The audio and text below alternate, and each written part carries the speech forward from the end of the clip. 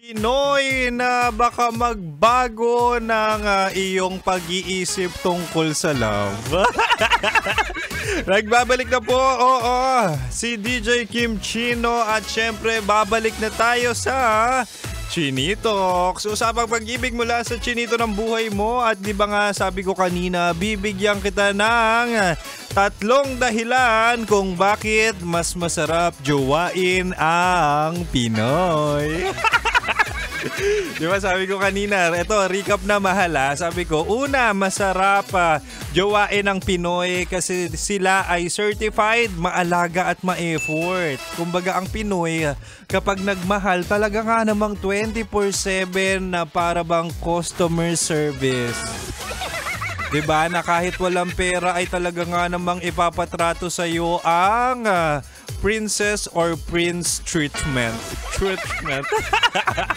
At nakwento ko rin kanina, di ba nga, ang effort ng Pinoy katulad ni Kim Chino nung siya ay nag-aaral pa ay talaga nga namang willing bumili ng pasador o napkin para lang lagyan ng love letter at ibigay sa kanyang nililigawan.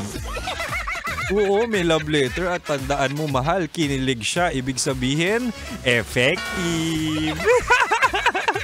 Ang pangalawa naman sabi ko, masarap jowain ang Pinoy kasi sila ay may built-in comedy package. So kung hindi man yan katangkaran, hindi man ganun kalaki ang kanilang puso, bawi naman yan sa sense of humor. So kung bad day ka, not in the mood, talaga nga namang madali lang sa kanilang kunin ang iyong kiliti. Magaling yan pumihit, magaling yan magmasahe, magaling yan magpatawa at talaga nga namang pwede kang pahalakhakin sa mga mabababaw na jokes.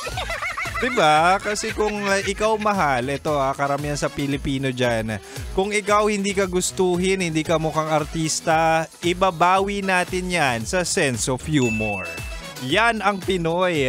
Kaya si Kim Chino, hindi man kagwapuhan, at least may sense of humor. Kumbaga, funny is the new pogi or new maganda. Ito na mahala, ang pangatlo't panghuli, masarap jowain ang Pinoy kasi sila ay family-oriented. Diba? Marunong makisama yan sa pamilya, marunong magmano, marunong manguto. Madaling makisama kapag pinakilala mo sa mga parents mo, kamag-anak. Talaga nga namang pangmalakasan ng Pinoy. Kasi ako rin mahal dati nung ako'y nanliligaw pa sa aking mga nililigaw. Hindi, nung ako'y nanliligaw pa nung nag-aaral, talagang kinukuha ko ang loob ng mga nanay ng aking iniirog or nililigawan. Minsan kapag pumupunta ako sa kanilang bahay, talagang nga magmamano ako at sasabihin ko, magandang umaga, magandang gabi po tita. Ito po ang aking dala na manok. Diba? Dati, yun yung mga affordable na pangsuhol at pangkuha ng loob sa mga magulang ng iyong nililigawan. Hindi naman sa pagmamayabang ex ko na or hindi kami nagkatuluyan ng mga anak nila, pero si Kim Chino, hindi nalimutan nila tito at tita. Ganon ka-family oriented na pati hindi mo kadugo, hindi kadugo ni Kim Chino ay talaga nga namang pamilya na ang treatment.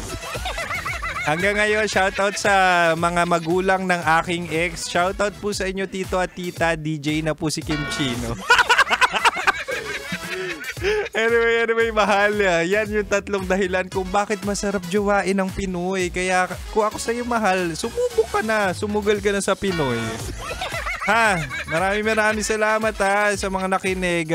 Siyempre, ako to.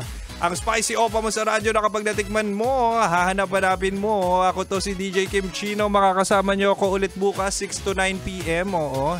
Susunod na po sa akin si Rocky at Titan Jello sa kanilang programang Rocky's Secret Files with Titan Jello.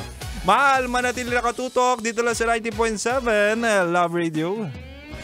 Kailangan pa bang i-memorize yan? Basic! Here's Join the Club, Nubela. Metro's #1